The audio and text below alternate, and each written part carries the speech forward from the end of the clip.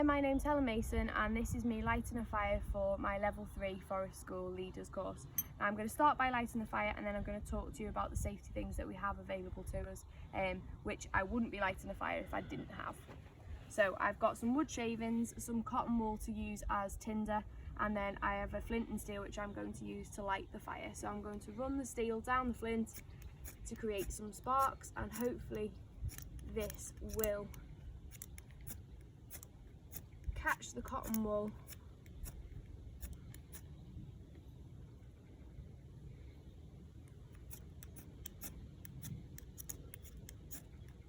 there we go, that's caught straight away. Now I'm going to use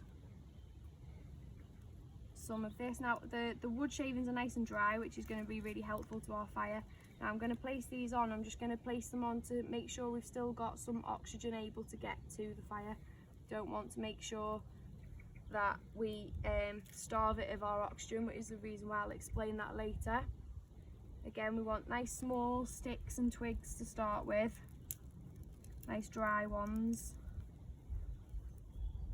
Hold those over that side, and that's taken really nicely, really nicely. Now I'm in the respect position, because that means I can move away from our fire if I need to. Just add those on.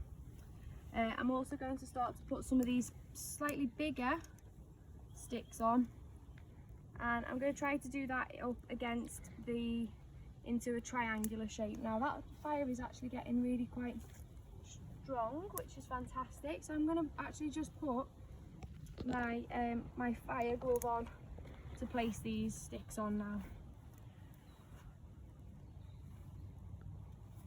Again, I'm trying to build these up into a pyramid style shape, as I don't want to block any oxygen getting towards our fire.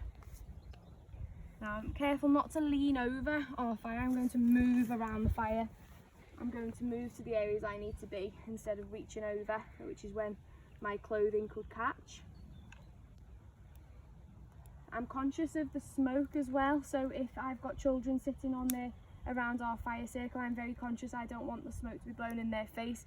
So if the wind was blowing in that direction, we'd move to this side so that it wasn't in their faces, as we want this to be a really positive experience for our learners. I'm going to keep building this up.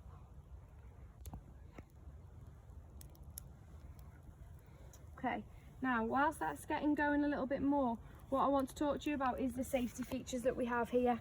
Now before I even entertain the idea of lighting a fire, I need to make sure it's in my designated area.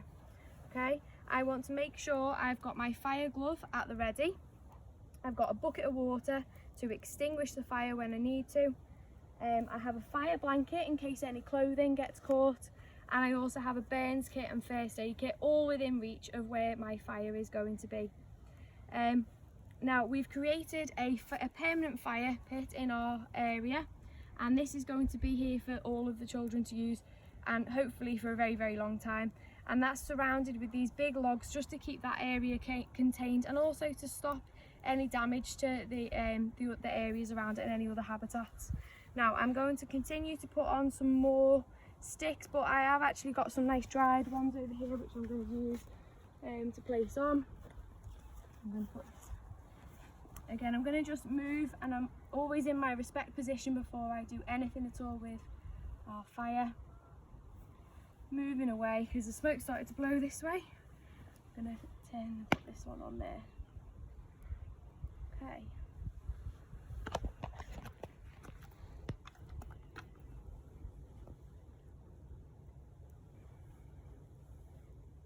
Right then.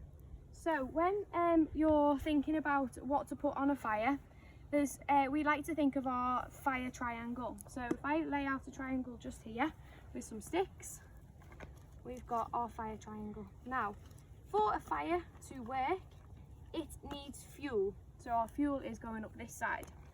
So our fuel is anything that you are going to put onto the fire to make it burn more. So that in our case has been the tinder and the kindling. We use cotton wool, we use some wood shavings, and we also have used some smaller twigs and then slightly larger branches that have been cut down too. So that's our fuel. We then need heat. Now our flint and steel, that is the part that creates the heat.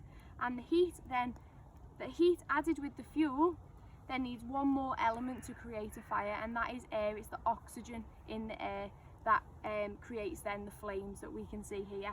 So if you remove any one of those elements, then your fire will die down, and that is actually a really good way to help diagnose if there's something going wrong. Why is it not lighting? Which one of those elements isn't seeming to work? Now, when you're thinking about tinder, so things that are really good to start off lighting a fire with, we've used cotton wool today broken down. That's really good. And dried wood shavings. It needs to be quite small, quite fine for it to really catch. However, you can use things like fungi, changa, I think I've said that right, changa, which you find on birch. That's a fungus that is really useful if once it's dried to use as a firelighter. I haven't particularly used it myself, but from the research I've done, it looks like a really exciting way to use a natural resource to help light a fire. You can also use polypore, which is also known as birch bracket. Again, not something I've used myself, but I've seen plenty of it around in the local woodlands. So another nice resource that might be quite nice to use with the children to light a fire. Another thing you could use would be like catkins that you could put on, and they're all just light fine things that are going to be a really nice way to use a really natural resource from the woodland to create a fire. Now, something that we seen quite a lot of only the other day, not on our particular site but in a local woodland, was punk, which is really dried. It's from a fallen tree trunk that's rotted in the middle and then dried out, and you see it everywhere. Now, I didn't know that was something you could use. However, it has been a fantastic way to light fires whilst I've been practicing. I've found that really useful. Now, I've talked a little bit about what you put on the fire, but the graduation of materials going to the fire is really important too. Making sure that you start with the smaller elements like your tinder, your fine twigs, and then slowly build up the size, the width of the things that you're adding to the fire. To light a fire, you can use a char cloth, which is something that you can actually make yourself. You can also use a bow drill, and like you see me using a flint and steel. Now, flint and steels are the things that we have access to on this site, so it is important. So that's what we'll be making use of, hence why I've used it today. Now I'm just going to add a little bit more fuel to our fire, again making sure that I'm in my respect position as I do so, and using my fire glove just because it's really hot. And I don't want my fingers to get burnt at all. So that's still going nicely in between. Maybe add some more of these smaller ones just to the middle. Very conscious still that at any point if I put too much weight onto this fire, it's going to reduce the oxygen getting down to the bottom, and then eventually that will actually put our fire out, and that's not something we want to happen. Now, I've talked about how we can light our fires and the things that we can use. I've talked about the graduation of materials. Now, where do we collect our materials from? Now, our site is a really brand new woodland, so we don't really have any dead wood at all. We do, however, have some trees that aren't as healthy as others. So there are dead branches living attached to living trees, which are really useful, especially for tinder at the start and the really small. And after they've dried out, they're really good. Now, in a bigger woodland, like we do have a slightly larger woodland in our school, again, not much dead wood. However, as the trees fight for light in the upper canopy, the lower branches get left behind and they actually die and naturally dry out under the canopy. So they're again really useful things for the children to go and collect and to bring to our fire. Let me just see if I've included everything. Now, when factors that affect the selection of our site for our fire. Now, this is our permanent site for our fire.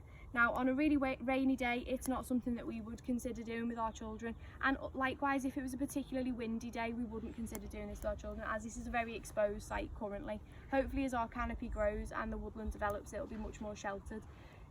Wind direction, like I said before, if children are sitting in the direction that the wind is blowing, we would consider moving them to another part of the circle, just to make sure that it's a pleasant experience, so it's not blowing in their face. We've also got, they do need to consider the different bedrocks that we have and the different soil types, as they can affect how your fire will burn and how it will light, also how easy it will be to extinguish. And also you need to think about the water availability. Now I have a bucket of water here, but 5 metres from me over that side is a tap with running water in. That'll be particularly useful if we need any burns so that they can run under the cold water, but also if we need more water to extinguish our fire, it's really close by. Now our group are situated in the fire circle, which is 2 metres away from the centre of this fire. Children, when they're in our fire circle, have to be seated, and the only way they enter the fire circle is to walk around, outside and in through this gap. So I'm just going to quickly model how they're sat and the rules that we have here. So children are sat in here. When they want to move, they stand up and they climb over and they walk outside of the fire circle. Now we have one entrance into our fire circle, and that is over here, and they walk in between these 2 logs, and this is only as supervision if they were coming to put toast and marshmallow or working in small group work to help to light the fire. Okay, now our fire is going quite well at the moment, and the next thing we're going to do is I'm going to pause this video and I'm going to try and cook something on this fire now as part of my next video. So I hope that explains everything. Thank you.